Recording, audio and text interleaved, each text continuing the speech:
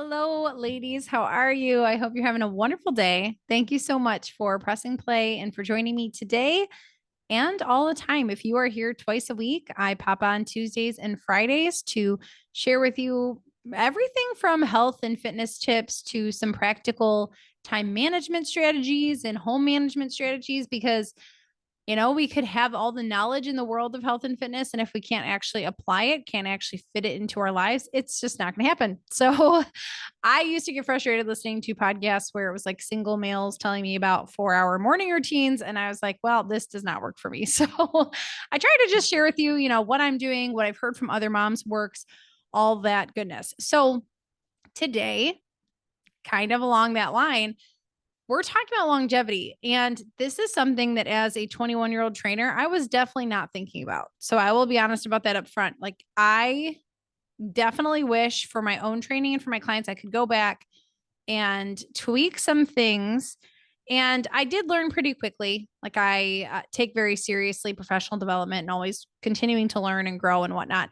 So probably by the time I was 24 or 25, I'd changed a lot of the ways I trained already.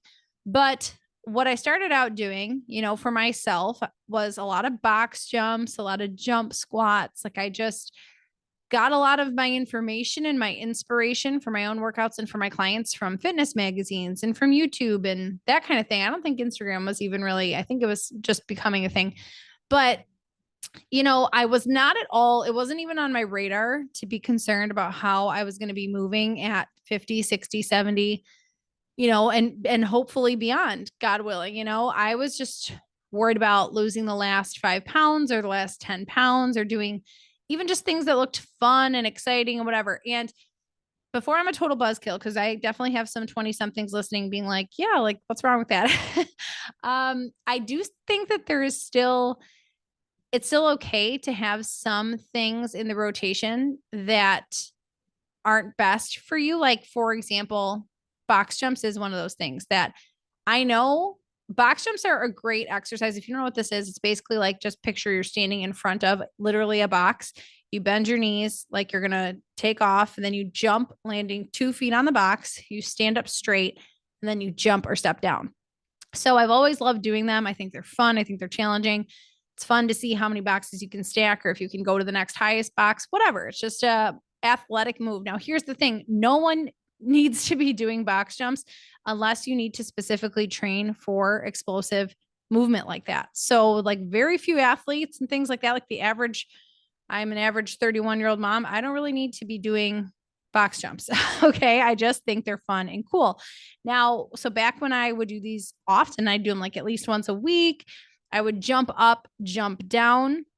Now, if and when I keep them in the routine, which I don't even know if I did them between baby number 3 and 4. I usually like about after a year, working back to my fitness level, then I will integrate some of that kind of fun stuff. And then I don't do that, obviously, pregnant or again, then repeating the cycle postpartum. I don't even know if I did that between babies 3 and 4. I think I definitely did after baby number 1. You wanted to see if you still got it. And then I think I did after baby number 2. I don't know about between these last pregnancies. So, anyways, the point is when I was doing them again, I changed it to at least I did them very sporadically, like once every couple months to see if I could still do it. It's kind of like trying to whip out a back handspring or a handstand or cartwheel or something. You just want to see if you still got it.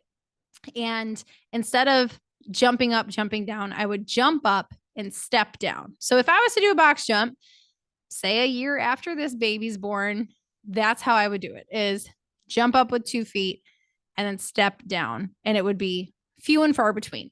So you can make those kind of modifications where it's not throwing out everything fun for the sake of, hoping you can move well when you're 90 and you don't even know if you'll live that long. I get that. But hopefully, Lord willing, you have a lot of years ahead of you, no matter when you're listening to this. If you're 30, 40, 50, 60, and we want to move well into those years. Like we're not going to care about box jumps. We're going to care about getting up out of bed, getting into cars, like very functional movements. Functional movement, that term gets thrown around a lot in the fitness world. And, especially like with kettlebells and things, functional movements. functional movements mean like what you literally need to do to function, like how you move to get through life. So squatting down, picking something up, that's the kind of thing we are going to care about when we're 70, 80, 90. We're not going to care about shredding those last 5 pounds and all of that stuff. So there's, a time and place for flashy moves, which is very few and far between. I'll get into what that looks like.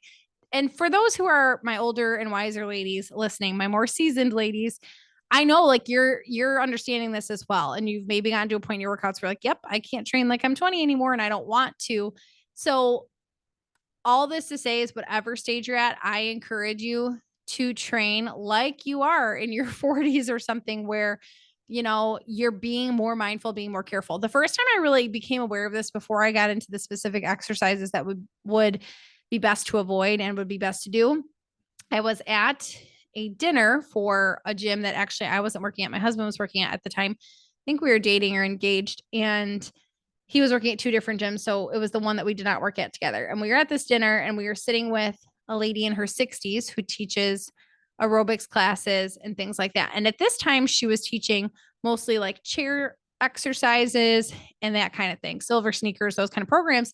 And she said that she couldn't even squat anymore because she hammered her body so much with step aerobics in the 80s and in the 90s. And when all those things became big, and that's just a lot of impact, the jump up, jump down, the jump around. So that's when I kind of was like, oh man, like, and she was fit all the time. Like she was fit from her 20s on. And it just, even if you're doing what we think is quote unquote a good thing, like exercise, we can be still really beating up our bodies. Even with, if you look at different types of exercise, pretty much the extremes always put you in a more risky category. I shouldn't say always, I should say tend to put you in a more risky category. For example, running and cardio and things like that are good for you to an extent.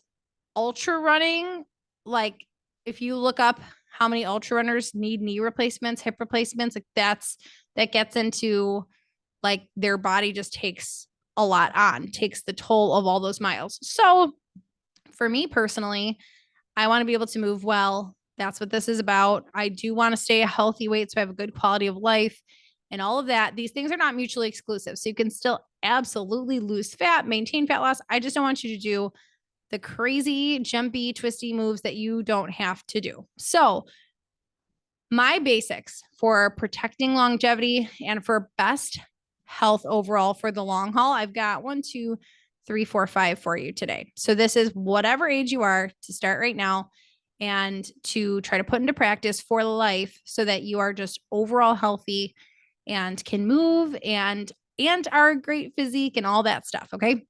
Number 1 is to eat adequate protein. Adequate is subjective. What I personally recommend is between 100 grams and your ideal body weight. So that's a really big range for some of us. If you are 250, 300 pounds listening to this, I'm not suggesting you eat 200 pounds of protein. If you're 300 pounds and your ideal weight would be to lose 100 pounds and, hit 200 grams is a lot of protein to eat. So I think it's a sliding scale from 100 grams to your ideal body weight.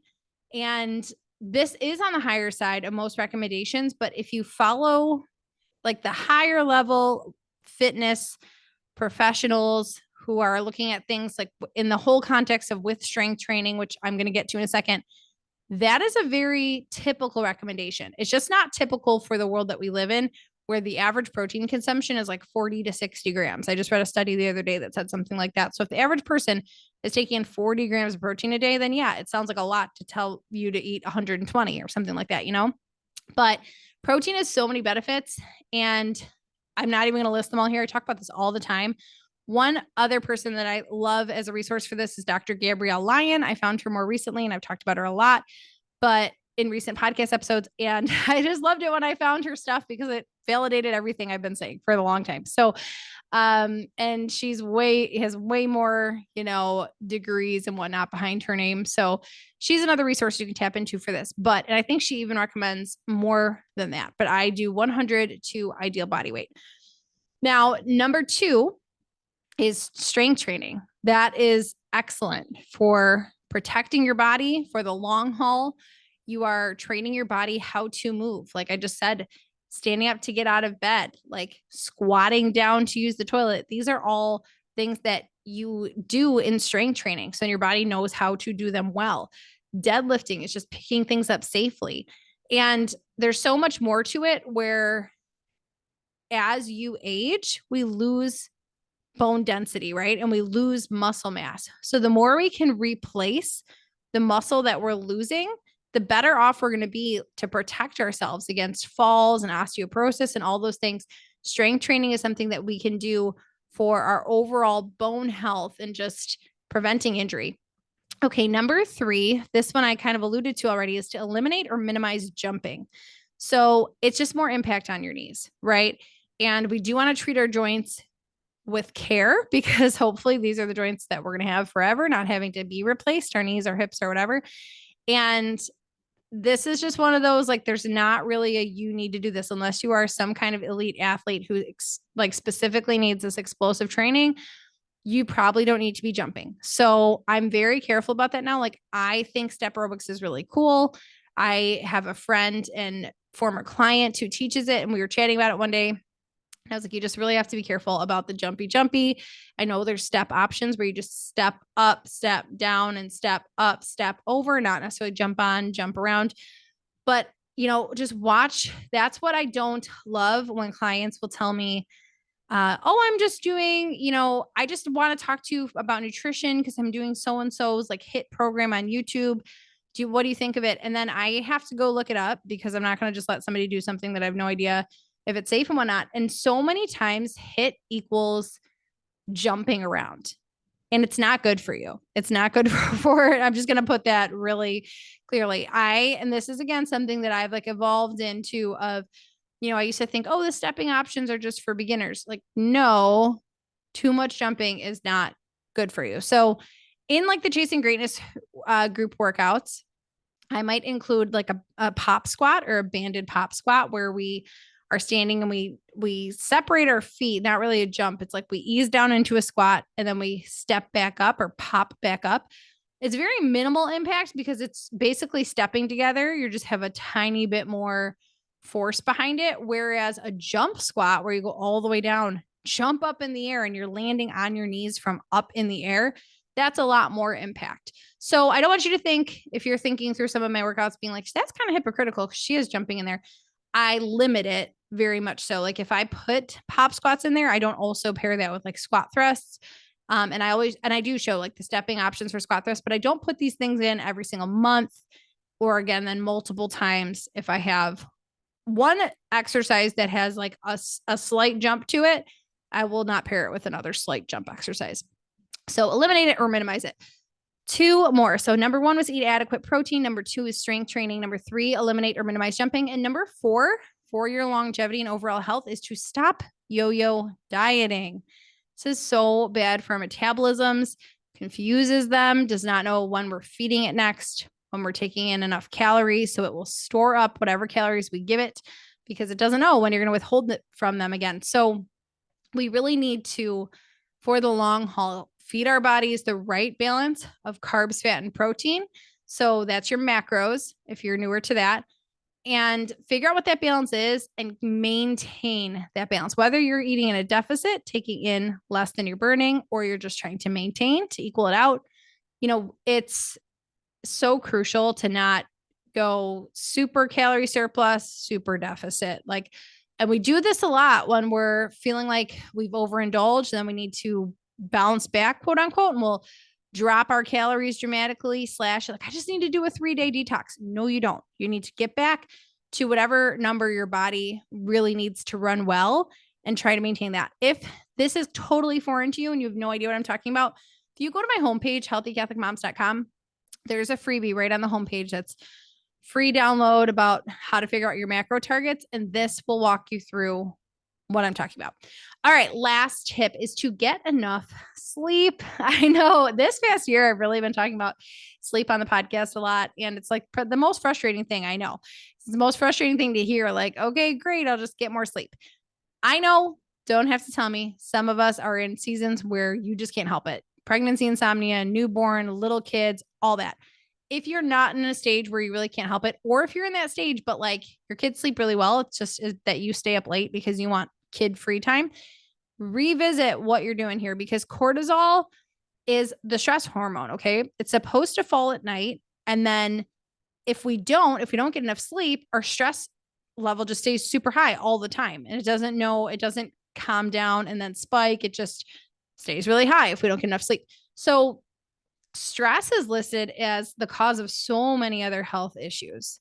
Like you look at, that's one of the first things you'll tell you. Oh, high blood pressure, try to reduce your stress. Oh, heart problems, like try to reduce your stress. So it is just for our good, for our benefits. Like God made us so that we need to sleep. I don't know why. We can ask him one day, but we do. We can't just, plug ourselves in and keep going. Doesn't work like that. We have to stop and recharge. So make sure you are doing what you can, truly what is in your control, and put this phone down, put the screen down, like have set rules around it. Do your best to get enough sleep. Really, there's just so much that happens in the body, cell turnover, all the stuff that we need. So many hormones are affected by our sleep. So I could talk about this all day. I have talked about it a lot. So go back and listen to some of those episodes if you need encouragement here.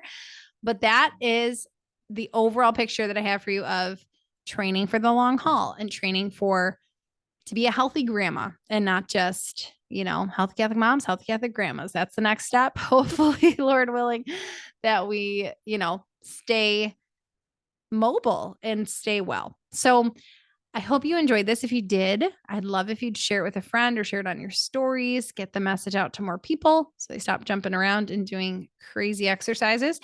And next episode, we're going to talk about the best ways to measure progress. All right. So until then, have a great rest of your day. I'll talk to you next time.